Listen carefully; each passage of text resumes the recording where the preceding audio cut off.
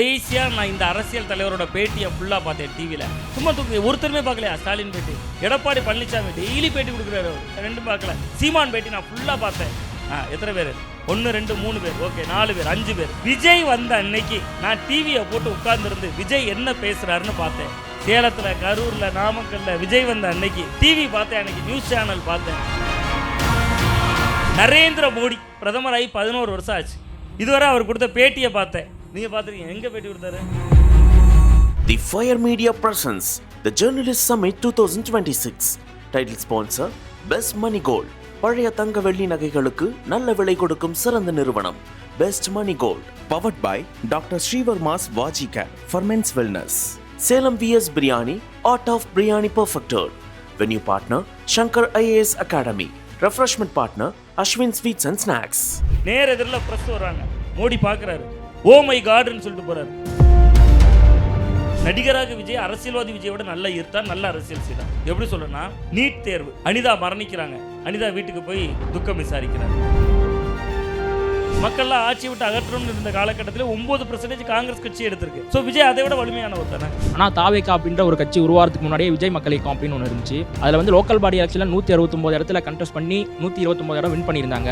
அப்போ வந்து விஜய் சார் வந்து எங்கள் பிரச்சாரம் எதுவும் போல அவரோட ஃபோட்டோ வச்சு மட்டும் வின் பண்ணாங்க. இப்போ விஜய் சார் வந்து வெளியே வந்து பிரச்சாரம் பண்ணால் எலெக்ஷனில் அது இம்பாக்ட் என்னவாக இருக்கும்? முதல்ல அவருக்கு ஒரு கைதட்டு.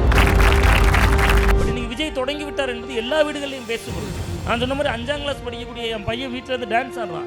அப்படியே சரி இவன் தான் அப்படி ஆடுறான், அப்படி இன்ஸ்டாகிராமை தட்டி பார்த்தா நல்ல ஒரு 20-21 வயசு பொண்ணுங்க பாட்டிலுக்கு 10 ரூபா பாட்டிலுக்கு ஆடுறாங்க. தமிழ்நாடு எலெக்ஷன் 2026 நெப்போட்டிசம் வந்து எந்த அளவு இம்பாக்ட் பண்ணுன்றாங்க. சம்மர் வந்தாச்சு. What's you plan for this holiday? எங்க கிட்ட விட்டுருங்க, நாங்க பாத்துக்கிறோம். VGD holidays. GT Holidays, South India's #1 travel brand. So audience சைட்லேருந்து கொஸ்டின்ஸ் இருக்கும், அவங்க கிட்டே நம்ம அப்படியே போயிடலாம். எனக்கு என்ன டவுட்னா, 2021 டிஎம் அலையன்ஸுக்கு 45% ஓட்டு இருந்திருக்கு, இவங்க ஏடிஎம்கேக்கு 39 இருந்திருக்கு. பட் நம்ம எஸ்ஐஆர்னு ஒன்று நடந்திருக்கு, அதெல்லாம் மறந்துட்டாங்களான்னு தெரியல. இல்லை கிட்டத்தட்ட 97 lakhs இந்த ஓட்ஸ் வந்துட்டு ரெடியூஸ் பண்ணியிருக்காங்க. அது மட்டும் இல்லாமல் இப்போ வந்து இவங்க பேசுகிறதும் அந்த பழைய பர்சன்டேஜஸ் வச்சு தான் பேசுகிறாங்க. அது இல்லாமல் இவங்க டிவிக்கேக்கு 20% ஓட்ஸ் கிடைக்குன்னு சொல்கிறாங்க. இப்போ நம்ம தமிழ்நாட்டில் இருக்கிற ஓட்டர்ஸ் வந்து 5 கோடி ஓட்டர்ஸ் தான் இருக்காங்க. அப்படின்னு பார்க்குறப்போ டிவிகேவுக்கு 20%ன்றப்போ 1,10,00,000 ஓட்டுகள் வரைக்கும் கிடைக்க வாய்ப்பு இருக்குது. அப்படின்றப்போ அவங்க மேசிவாக ஒரு 25 to 30 சீட்ஸ் வரைக்கும் கூட ஜெயிக்க சான்ஸ் இருக்குன்ற மாதிரி நம்ம வச்சுக்கிட்டாலும், இப்போ அவங்க இவ்வளோ சீட் ஜெயிக்கும் பொழுது ஏடிஎம்கே அலையன்ஸ்க்கோ இல்லை டிஎம்கே அலையன்ஸ்க்கோ யாருக்குமே வந்துட்டு ஃபுல் மெஜாரிட்டி கிடைக்காம போக சான்ஸ் இருக்குல்ல? இல்லை, ரொம்ப அழகான ஒரு கேள்வி கேட்டது. எஸ்ஐஆரில் கிட்டத்தட்ட ஒரு 95 லட்சம் ஓட்டு போயிருக்கு. அதெல்லாம் ஒரு பக்கம் இருந்தாலும் இதில் ரொம்ப முக்கியமாக ஒரு 25 சீட்டு கிடைக்கும்ட்டார். 25 சீட்டு கிடைக்காது. ஆக்சுவலாக நான் அதான் சொன்னேன், தொகுதிக்கு 20% வந்துச்சுன்னா எந்த தொகுதியிலையும் ஜெயிக்க முடியாது. 20% என்பது ஒரு மரியாதைக்குரிய அளவீடு. நீங்கள் ஒரு தொகுதியில், நான் இப்போ ஒரு எக்ஸாம்பிள் சொல்கிறேன்னா, எனக்கு கன்னியாகுமரி தொகுதி, ஒரு கன்னியாகுமரி சட்டமன்ற தொகுதின்னு வச்சுப்போம். அங்கே அதிமுகனா எல்லாருக்கும் தெரிந்த முகம் தலவாய் சுந்தரம்னு ஒருத்தர் இருக்கார். திமுகனா கடந்த 10 ஆண்டுகளாக போட்டிட்டு ஆஸ்டின்னு ஒருத்தர் இருக்கார். அவருக்கு இணையாக டிவிக்கேல இன்னொருத்தர் இருக்க மாட்டார். பட் அந்த டிவிக்கே எப்படி ஓட்டு வாங்கும்னா, இந்த யங்ஸ்டர்ஸ் ஓட்டு. நீங்கள் கிட்டத்தட்ட தேர்தல் ஆணைய புள்ளி விவரம் நான் சொல்கிறேன், 18லேருந்து 34 வயது வரைக்கும் 1,34,00,000 பேர் ஓட்டு போட போகிறாங்க. 1,34,00,000 பேர். அந்த 1,34,00,000 பேரில் 1,20,00,000 எடுக்க போதானா? அது கிடையாது. நீங்கள் நினைக்கிறோம் விஜய் ஓட்டுங்கிறது யங்ஸ்டர்ஸ் ஓட்டு மட்டும்தான், 18லேருந்து 34 வரைக்கும் தான் நினைக்கிறோம். நான் 5ஆம் கிளாஸ் படிக்கும்போதே, 8ஆம் கிளாஸ் படிக்கும்போதோ காதலுக்கு மரியாதை வந்துருச்சு. அவன் எனக்கே 40 வயசு ஆயிடுச்சு, என் பையன் 5ஆம் கிளாஸ் படிக்கிறான். அப்போ விஜய்க்கு இன்றைக்கி 51 52 வயசு ஆகுதுன்னா, அவர் பீரியடில் படம் பார்க்க ஆரம்பிச்சிருப்பாங்க. இன்றைக்கி நீங்கள் ஊரில் போய் கிராமங்களெல்லாம் பார்த்தீங்கன்னா பகவதி விஜய் ரசிகர் மன்றம், திருமலை ரசிகர் மன்றம், அதே மாதிரி காதலுக்கு மரியாதை ரசிகர் மன்றம், இப்படி இருக்க காலத்தில் இருப்பான்ல. அவனை அவங்களுக்கு பார்த்தா தெரியாது, அவன் பையன் 12th படிச்சுட்டு இருப்பான், காலேஜ் படிச்சுட்டு இருப்பான், இவன்லாம் விஜய் ரசிகராக நம்ம நினச்சிட்டு இருப்போம். பட் அந்த ஜென்ரேஷன்லேயும் ஓட்டு விழும். ஒரு 50 வயசுக்கு உட்பட்ட அந்த ஓட்டெல்லாம் சேர்த்து தான் நான் சொல்கிறேன், ஒரு 18 to 20% தொட வாய்ப்பு இருக்குது அப்படிங்கிறது ஒன்று. இன்னொன்று அவர் கேட்குறது எஸ்ஐஆருக்கு பின்பு நிகழ்ந்திருக்கக்கூடிய மாற்றம். எஸ்ஐஆரில் யாருடைய ஓட்டுகள் அதிகம் போயிருக்கோம் அதெல்லாம் நமக்கு இன்னுமே உறுதி செய்யப்பட்ட தகவல் இல்லை. நம்ம இன்னொன்று சொல்கிறது, கிட்டத்தட்ட காங்கிரஸ் கட்சி, ஒரு எக்ஸாம்பிள் சொன்னேன், காங்கிரஸ் கட்சி 2011 40 லட்சம் ஓட்டு எடுத்துருக்குங்க. 63 தொகுதியில் திமுக கூட்டணியில் போட்டிட்ட காங்கிரஸ் கட்சி எடுத்த ஓட்டு நீங்கள் கூகுள் பண்ணி பாருங்கள். 2011 எவ்வளோ எடுத்துருக்காங்க? 9% எடுத்திருக்காங்க. காங்கிரஸ் கட்சி 63 தொகுதியில் போட்டிட்டு, நான் சொன்ன அந்த 2011 தான் கடுமையான மின்வெட்டு. மக்கள்லாம் ஆட்சி விட்டு அகற்றணும்னு இருந்த காலகட்டத்தில் 9% காங்கிரஸ் கட்சி எடுத்திருக்கு. ஸோ விஜய் அதை விட வலிமையானவர் தானே. ஸோ உங்களுக்கு அதனால் இந்த 18% என்பது நடக்கும், அதிசயம் மாதிரி அது நடக்கும். பட் அரசியல் கட்சிகளுக்கு பின்பு தான் தெரிய வரும்.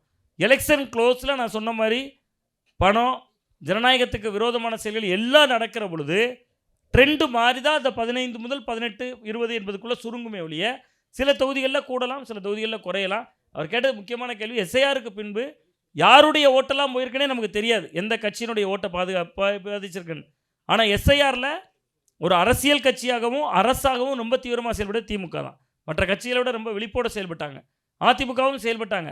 பட் நான் ஏன் பாஜகவுக்கு அந்த லீடிங் பர்சன்டேஜை பெருசாக குறைக்கல, நீங்கள் கவனிச்சிங்கன்னா தெரியும். அதிமுக பாஜக நான் சொல்லும்போது அந்த 33, 34ங்கிற புள்ளியில் நிறுத்தினேன். அது காரணம் எஸ்ஐஆரை மேலே இருக்கிறவன் பார்த்துக்குவான் அப்படிங்கிற ஒரு ஒற்றை காரணத்தையும் நான் முன்வைத்திருந்தேன். இப்போ டிஎம்கேவும் சரி ஏடிஎம்கேவும் சரி கிராஸ் ரூட் லெவலில் ரொம்பவே ஸ்ட்ராங்கான கட்சிகள். ஆனால் தாவேக்கா அப்படின்னு பார்த்தீங்கன்னா கிராஸ் ரூட் லெவலில் ஒன்றும் பெருசாக ஒர்க் பண்ணல. ஆனால் தாவேக்கா அப்படின்ற ஒரு கட்சி உருவாகிறதுக்கு முன்னாடியே விஜய் மக்கள் இயக்கம் அப்படின்னு ஒன்று இருந்துச்சு. அதில் வந்து லோக்கல் பாடி எலெக்ஷனில் 169 இடத்துல கண்டெஸ்ட் பண்ணி 129 இடம் வின் பண்ணியிருந்தாங்க. அப்போ வந்து விஜய் சார் வந்து எங்கே பிரச்சாரமும் எதுவும் போல, அவரோட ஃபோட்டோ வச்சு மட்டும் வின் பண்ணாங்க. இப்போ விஜய் சார் வந்து வெளியே வந்து பிரச்சாரம் பண்ணால் எலெக்ஷனில் அதோட இம்பாக்ட் என்னவாக இருக்கும்? முதல்ல அவருக்கு ஒரு கை தட்டிடுவோம். ஏன்னா கரெக்டாக அவர் வந்து 122 இடம், நான் கூட அதை குழம்புனேன், எத்தனை இடம் எவ்வளோ, 129 கரெக்டாக சொல்லிட்டாரு. நல்ல அரசியலோட. அதில் ஒரு முக்கியமான விஷயம் என்னென்னா, அவர் விஜயால் ஜெயிச்சாருன்னு சொன்னார்ல, விஜய் அமைப்பில் அவங்க இருந்தவங்க ஜெயிச்சிருக்காங்க. ஏன்னா உள்ளாட்சியில் சிம்பிள் கிடையாது, சின்னம் கிடையாது. நீங்கள் கிராம பஞ்சாயத்து தலைவர் ஆகணும்னா சின்னம் வந்து கட்சி சின்னம் கிடையாது, உங்கள் சுயேட்சை சின்னம். மோதிரம்னா மோதிரம், விசில் சின்னத்தில் கூட ஜெயிச்சிருக்கலாம். இப்போ தான் அது சுயேட்சை சின்னம் வந்து கட்சி சின்னமாக இருக்குன்னு வச்சுங்களேன். அப்போ அது வந்து லோக்கலில் ஒரு மரியாதை இருந்தால் தான் ஜெயிக்க முடியும். நீங்கள் பெரிய எம்எல்ஏ எலெக்ஷன் ஜெயிச்சிடலாம், சின்னத்தை வச்சு எம்பி எலெக்ஷன் ஜெயிச்சிடலாம். நீங்கள் கண்ணை மூடி உங்கள் கிராம பஞ்சாயத்து தலைவர் யாருன்னு பாருங்களேன், உங்கள் வீட்டோட அவருக்கு நேரடி தொடர்பு இருக்கும். நான் வந்து இன்னொரு விஷயத்தோட டிவிக்கு ஏன் வாங்க முடியாதுன்னு சொல்கிறேன்னா, அந்த ரூட் லெவலில் ஏன் போக முடியாதுன்னா, நீங்கள் வீட்டில் போய் அப்பா நான் டிவிக்கு ஓட்டு போடுறேன்னு சொல்லும்போது உங்கள் வீட்டுக்கு ஒரு 50 வயசான ஒருத்தர் கரவேட்டி கட்டிட்டு, திமுக அதிமுக கரவேட்டி கட்டிட்டு ஒருத்தர் உள்ளே வருவார். உள்ளே வந்துட்டு இப்போ பிரதர் பேர் சுந்தரனா, என்ன சுந்தரம் எப்படி இருக்க, மருமனை எப்படி இருக்கான்னு பேச ஆரம்பிப்பார். இவர் நல்ல பதிலாம் சொன்னோன்னே, உன் பர்த் சர்டிஃபிகேட் நான் தான் வாங்கி கொடுத்தேன் அப்பாட்ட கேளும்பார். உனக்கு ஆஸ்பத்திரியில் பிள்ளை பிறந்தப்ப பர்த் சர்டிஃபிகேட் இல்லாமல் அலைஞ்சிட்டு இருந்தாங்க, உனக்கு காலேஜில் சேர்றதுக்கு நான் தான் வாங்கி கொடுத்தேன். இந்த ரிலேஷன்ஷிப் வந்து டிஎம்கே கவுன்சிலர் பிரசிடென்ட் லெவலில் இருக்குது. ஸோ அந்த இடம் வந்து ஒரு நெருடலான இடம் ஒன்று. இன்னொன்று அவர் கேட்டார் 122, நான் அதுதான் சொன்னேன் 129னார். 12,000 இருக்குது பஞ்சாயத்து தலைவர் பதவி. அந்த 12,000ல் 129 என்பது கடலில் கரைத்த பெருங்காயம் மாதிரி. நம்ம கடலில் கொண்டு போய் ஒரு பெருங்காயத்தை கரைச்சிட்டு நான் எவ்வளோ பெரிய பெருங்காய டப்பாவை கடலில் கரைச்சிட்டோன்னு சொன்ன மாதிரி. ஏன்னா 12,000 பதவிகள் இருக்குது பஞ்சாயத்து தலைவர் மட்டும். ஸோ அந்த இடம் வந்து ஒரு நெருடலான இடம். விஜய் களத்துக்கு வருவார், பிரச்சாரம் பண்ணுவார். 129 பேர் ஜெயிச்சிட்டாங்க, அதனாலேயே எல்லாரும் நின்ன இடம்னு பார்க்கும்போது நம்ம அதையுமே நம்ம கவுண்ட்டில் எடுத்துக்கணும். 12,000 எல்லாருமே அதான் சொல்கிறாங்க. 12,000 இது இடம் இருக்குது, நீங்கள் வந்து 129 வந்துட்டு வச்சு மைண்டில் வச்சு பேசுகிறீங்க. ஆனால் அவங்க எவ்வளோ பேர் எவ்வளோ தொகுதியில் கண்டெஸ்ட் பண்ணாங்கங்கிற ஒரு விஷயம் இருக்குல்ல, அதையுமே அவர் மென்ஷன் பண்ணியிருந்தாருங்கிறதுக்காக. இல்லை நிச்சயமாக அவங்க கண்டெஸ்ட் பண்ண இடம் குறைவுன்னா கண்டெஸ்ட் பண்ணுற ஆர்வம் உள்ளவர்கள் இங்கே குறைவாக தானே இருக்குன்னு புரிஞ்சுக்கணும்ல. நம்ம நீங்கள் வந்துட்டு ஒரு அமைப்பாக வந்து அவங்க அதை வந்து பண்ணியிருக்கிறாங்கிறத பார்க்க முடியும். அப்போ அவங்க வந்து ஒரு போட்டியிடுவதற்கான எண்ணிக்கை குறைவாக இருக்குங்கிறதே அங்கே உள்ள ஆர்வத்தன்மை குறையுதுன்னு பார்க்குறோம். நேற்று 6ஆம் தேதி முதல் இன்றைக்கிலேருந்து விருப்ப மனு சொல்லியிருக்காங்கன்னு நினைக்கிறேன், 14ஆம் தேதி வரை. அதுக்கு கட்டணம் வச்சுருக்காங்களா நான் தெரியல, நான் ஃபாலோ பண்ணல பெருசாக. அதை அதிமுகவில் 10,250 பேர் ஏதோ கட்டியிருக்காங்க. திமுகவில் போட்டி போடுறதுக்கு ஆர்வம் காட்டுறாங்க. இங்கே இருக்கிறவங்க செலவு பண்ணுற கெப்பாசிட்டி உள்ளவங்க எத்தனை பேர் இருக்காங்க, இதெல்லாமே நமக்கு வந்து சவாலாமை இல்லை. முதல் தேர்தலில் நீங்கள் விஜயகாந்த் கட்சியே 234 232 தான் போட்டிட்டாங்க முதல் தேர்தலில். கிட்டத்தட்ட 2 சின்னமாக இருந்துச்சு. ஒரு பக்கம் தீபம் போட்டிடுச்சு, ஒரு பக்கம் முரசு போட்டிடுச்சு. விஜய்க்கு அதெல்லாம் காலம் கொடுக்குற வாய்ப்பு, ஒரே சின்னம் விசில் சின்னமாக இருக்குது. ஸோ அப்போ இதெல்லாம் ஒரு வாய்ப்பு. பட் இவர் கேட்குறது மாதிரி பிரச்சாரத்துக்கு வெளியில் வந்தாருன்னா, நான் அதுதான் முதல்ல பேசும்போது குறிப்பிட்டேன், களத்துக்கு வந்தாருன்னா வெறுமனே பிரச்சாரத்துக்காக வர்றதில்லை. ஒரு ஃபிஷர்மேன் இஷ்யூஸ் இருக்குன்னா அதை எடுத்து அட்ரஸ் பண்ணணும், அங்கே பேசணும். இப்படியான விஷயங்கள். நான் ஒரே ஒரு விஷயம், ஒரு நிமிஷம் கூட எடுத்துக்கிறேன் மேடம். நீட் விலக்கு, நீங்கள் நடிகராக விஜய், அரசியல்வாதியாக விஜய்னா, நடிகராக விஜய் அரசியல்வாதி விஜயோட நல்ல ஈர்த்தார், நல்ல அரசியல் செய்தார். எப்படி சொல்கிறேன்னா, நீட் தேர்வு, அனிதா மரணிக்கிறாங்க, அனிதா வீட்டுக்கு போய் துக்கம் விசாரிக்கிறார்.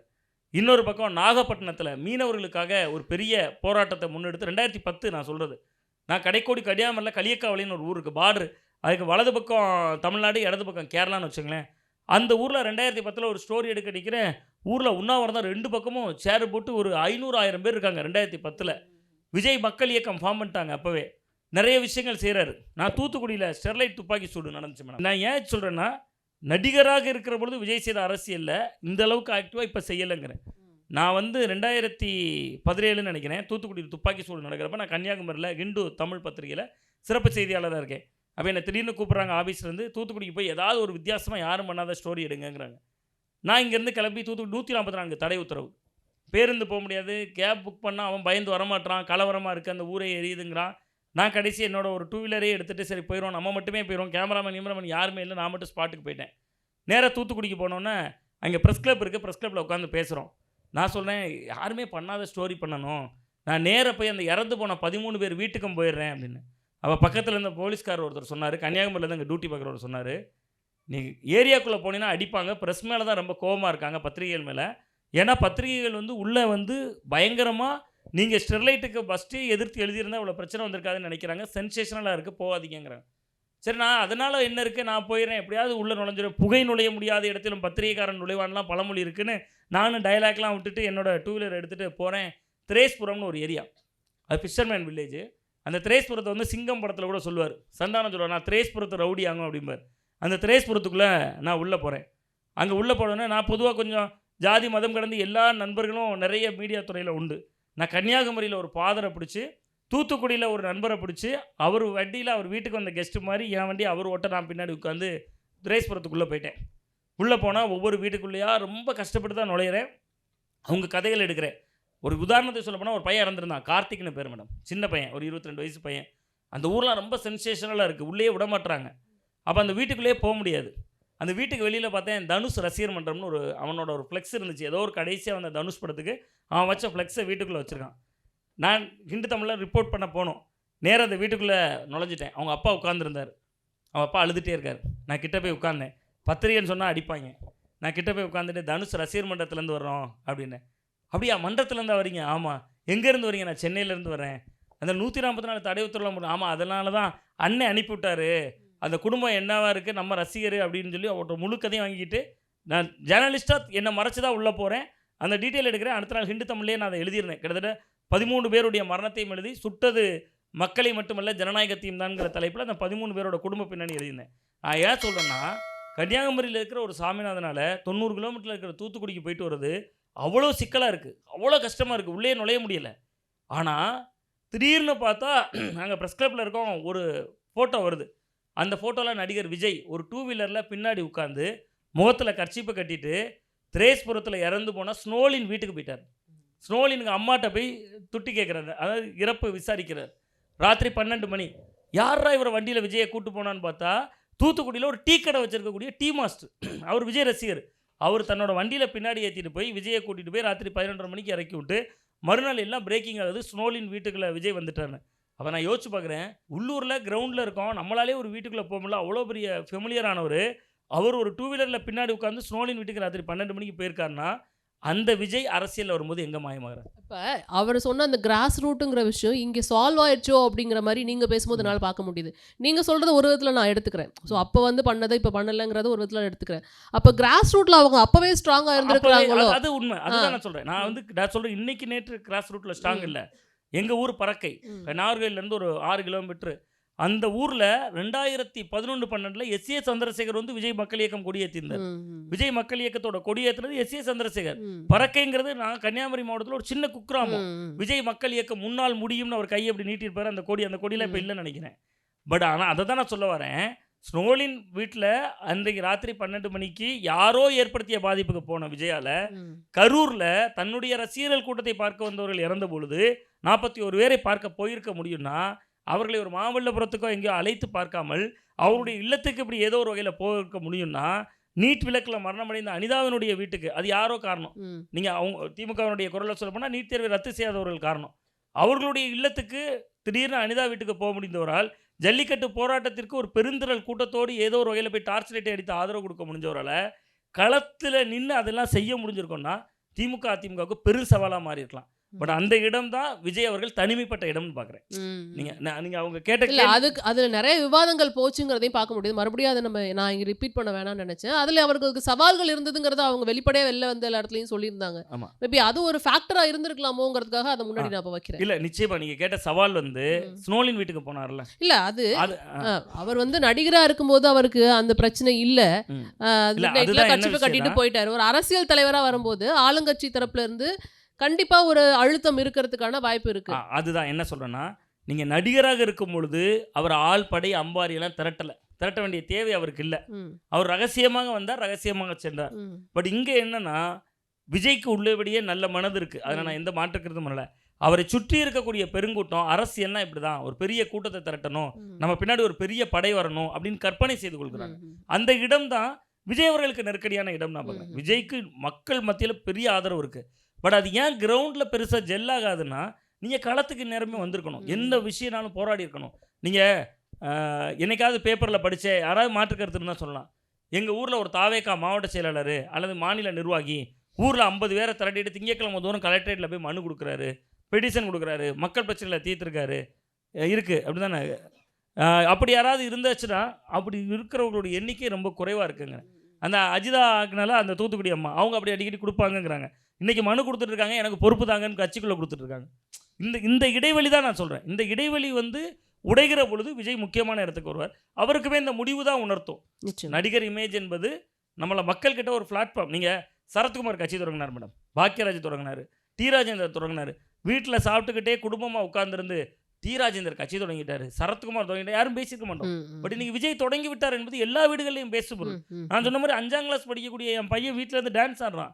அப்படியே சரி இவன் தான் அப்படி ஆடுறான், அப்படி இன்ஸ்டாகிராமை தட்டி பார்த்தா நல்ல ஒரு 20-21 வயசு பொண்ணுங்க பாட்டிலுக்கு 10 ரூபா பாட்டிலுக்கு ஆடுறாங்க. அந்த கரூர் போன்ற ஊர்களில் பாட்டிலுக்கு 10 ரூபான்னு விஜய் சொன்னதை இளம் பிள்ளைங்க ஆடுறாங்க. அவங்க என்ன டாஸ்மாக் கடைக்கு போகக்கூடியவர்களா? இல்லை. அப்போ அவங்க மனசில் கூட ஒரு வெறுப்பை உதைத்திருக்கிறார் விஜய்.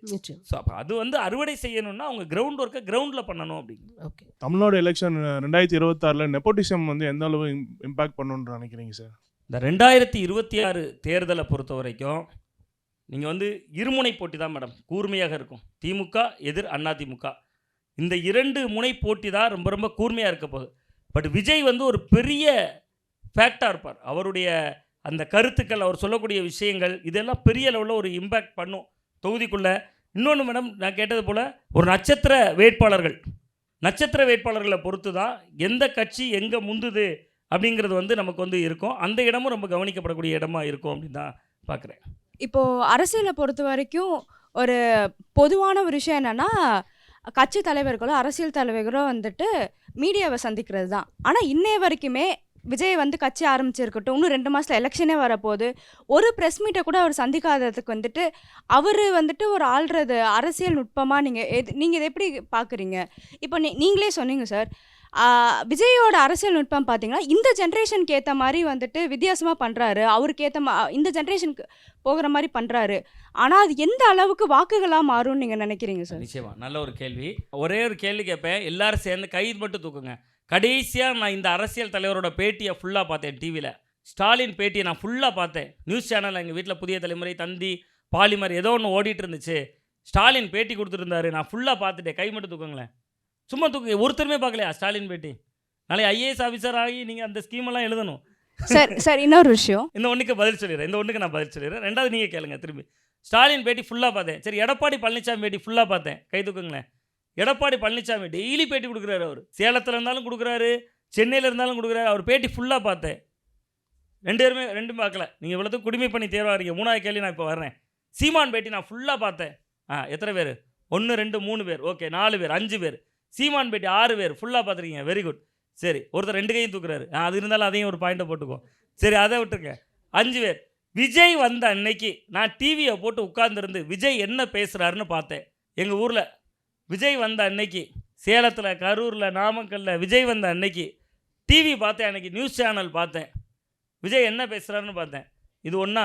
நீங்கள் திரும்பி ஒருக்க பார்த்துக்கங்க, நான் 2வது பதில் சொல்கிறேன். இது 1. அப்போ இவங்க அழகான ஒரு கேள்வி கேட்டாங்க, பேட்டி கொடுக்கணும் அப்படின்னு.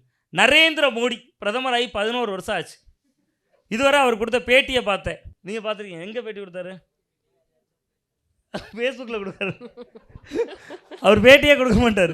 செய்தியாளர் சந்திப்பு அவர் செய்தியாளர் சந்திப்பே நடத்துகிறே கிடையாது. பிரதமராக இருக்கார். நம்ம 100 கோடி பேர் அவர் தான் ஆட்சி செய்கிறார். மங்கி பாத் என்பது மனதின் குரல். இங்கே ஒருத்தர் அவருக்கு கை தட்டிருங்க. மங்கி பாத்தை பற்றி சொன்னார். மங்கி பாத்துனா மனதின் குரல். மனதின் குரலில் எதில் பேசுவார் தெரியுமா? மனதின் குரல் எதில் வரும்? All India radio. Very good. All India ரேடியோவில் மனதின் குரல்னு பேசுவார். வாரத்தில் ஒரு நாள் பேசுவார். அது என்ன தெரியுமா பேசுவார்?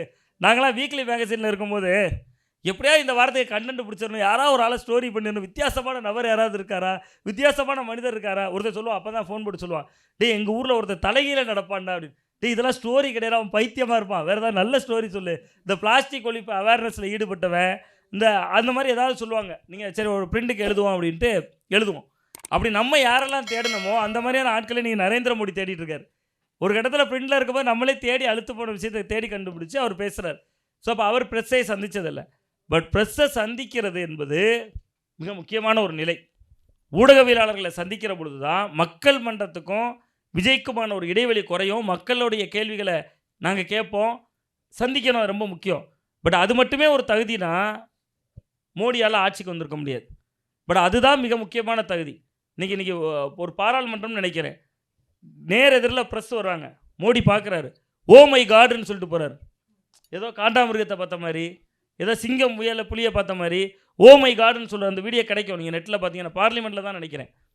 அப்போ ப்ரெஸ்ஸை பார்க்கணும், ப்ரெஸ்ஸை சந்திக்கணும். சீமான்லாம் எவ்வளோ அசால்ட்டாக ப்ரெஸ்ஸை பார்ப்பாருன்னு உங்களுக்கு தெரியும். அண்ணாமலை எவ்வளோ அழகாக டீல் பண்ணுறாரு அப்படிங்கிறது தெரியும். ஸோ அது ஒரு ஆளுமையாக காட்டும். பட் 2 விஷயங்கள் இருக்குது.